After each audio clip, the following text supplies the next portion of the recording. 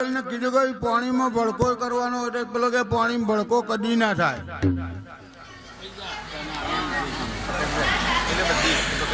એટલે બિરબલ કહે કે પાણી ભડકો થાય. હવે બિરબલ ને તમે જુઓ તો લગભગ આખા તાલુકાની બેને બોલાવી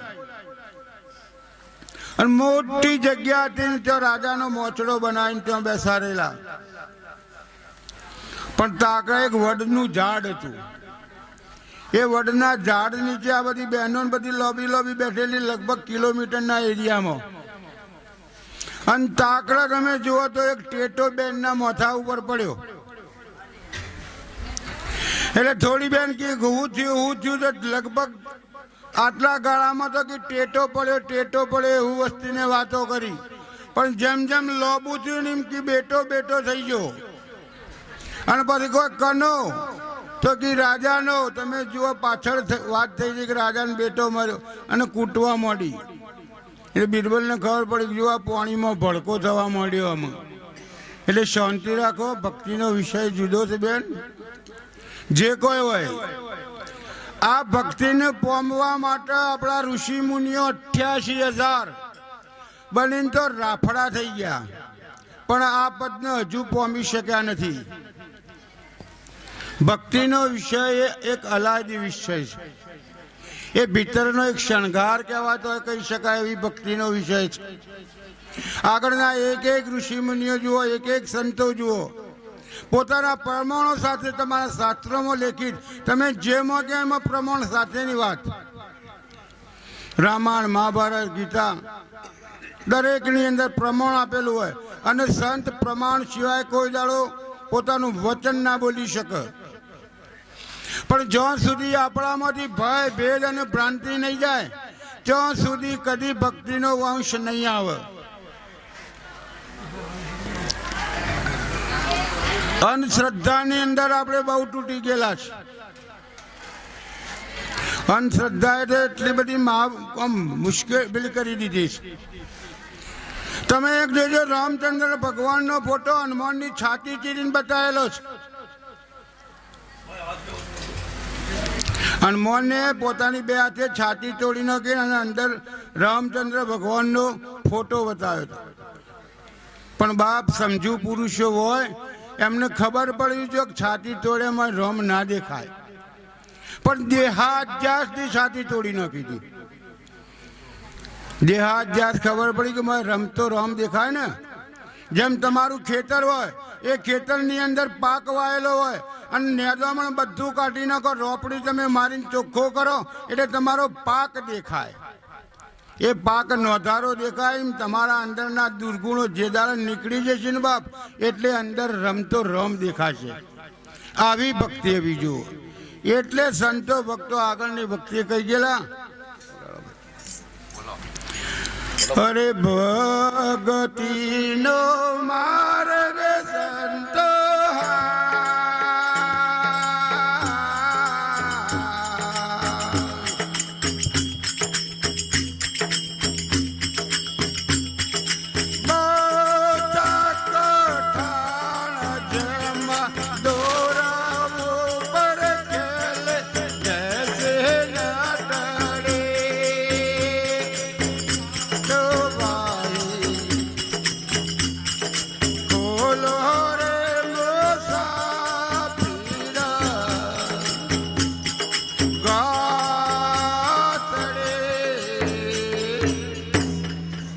હવે કહે છે કે ભક્તિનો માર્ગ બહુ કઠણ, જેમ દોર ઉપર ખેલે જૈસી નટડી. નટડી ખેલ કરવા માટે ઉપર દોર ઉપર ચડેલી હોય ને, પણ જો એની નજર આડી અવળી હોય તો નેચા આવે. એમાં ભક્તિનો માર્ગ પણ એવો જ છે. અલ્યા 100 બોરનો હાલો મોડેલો હોય પણ એની દિવાળી એક જુએ. તમારો હજારો સુકૃત કાર્ય કરેલો હોય પણ એક દિવાળી આવો ને કુટી બાળે. એટલે સંતો ભક્તો ઘણું કહીને ગયેલા. તમે જુઓ તો એક તલાટી સાહેબની નોકરી મળેલી અને મને 2 છોકરા. અને છોકરા તમે જુઓ તો 2 બારોની. આ ક્યાં હેડ શું એટલે પેલી બાઈ કે આ છોકરોને ભણાવવાનું કરો, જમાનો એવો આવેલો છે કે છોડીઓ મળવી મુશ્કેલ છે. પણ તલાટી સાહેબના મનમાં એમ કે મારા ભાઈ પૈસા ગણાય ને એટલે બાયડીઓ આવી જાય.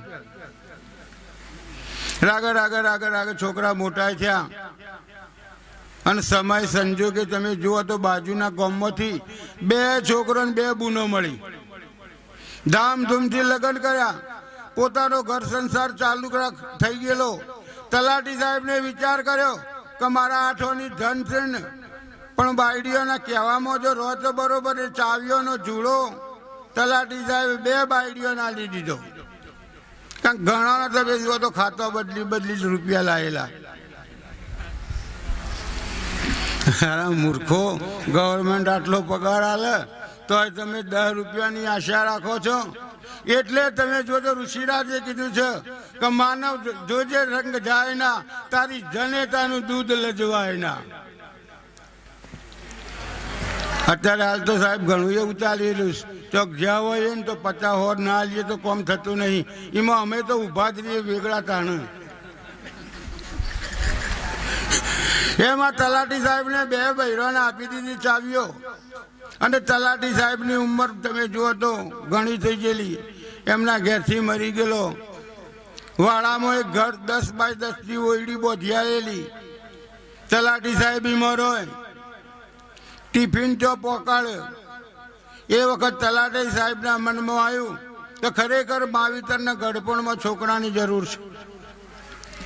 પણ પોતાનો દીકરો હોય ને, એક વખત બા કહીને બોલાવો, બાપ કહીને બોલાવો ને, ઘણો થાક ઉતરી જાય.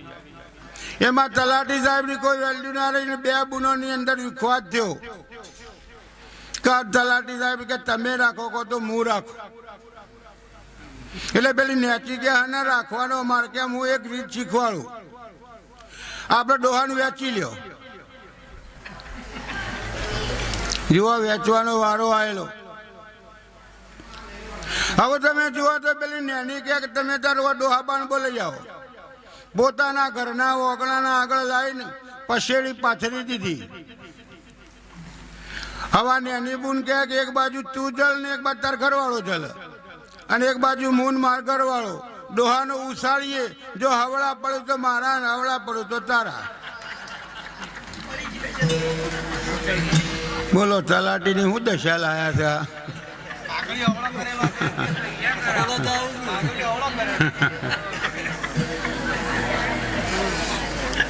હવે આડું તમે જુઓ તો છોકરો મોટો દોડે કે બાપા હેડો ઘેર બોલાવીશ, તો તલાટીની ગો તો જાય ના કે કોઈક વ્યવહારમાં અડચણ આવેલી છે કે હું મને બોલાવું છું. ઘેર લાયા ને પછેડી પાથરી દીધી. અને ડોહાબાનમાં હુવાની છે બાપા હુઈ જાઓ. બાપુ કોઈ વિધિ કરવાની છે કે ઓવર તમે ફૂરવાનું કરો.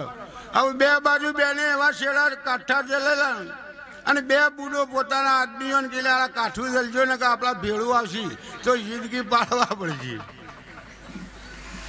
હવે તમારે ભેગું ના આવે તમે કેટલી પછેડી કાઠી હાથી છે તો વિચારો.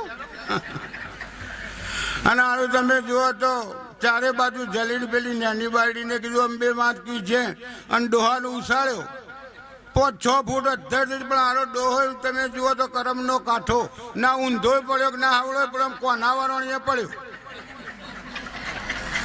હવે કુલ લે પેલી કે હું એ ના લઉં તો ફરી કે તાણે ફેરીથી આપણે પછેડી જો વાળ લીધી છે. ફરીથી ઉછાળો. ડોહો કે જો ફરીથી ઉછાળશે એટલે હું સિદ્ધપુર ભેગો થઈ જાઉં.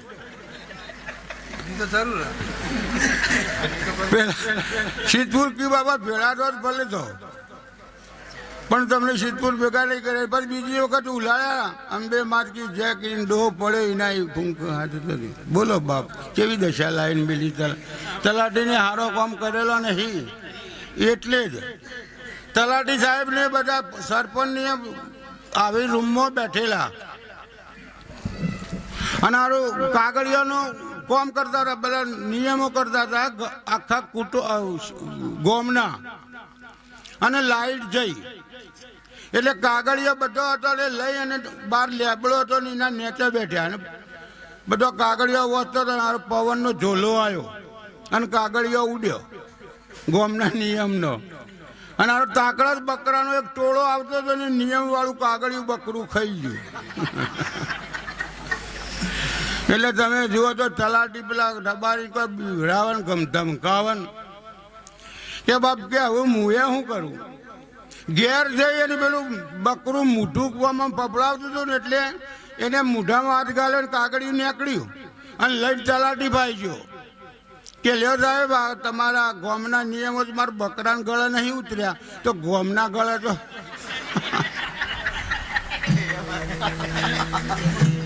ગોમના ગળે હું ઉતરી ગયે. એટલે ભાઈ નિયમો તો ગમે તેવા હોય પણ દરેકને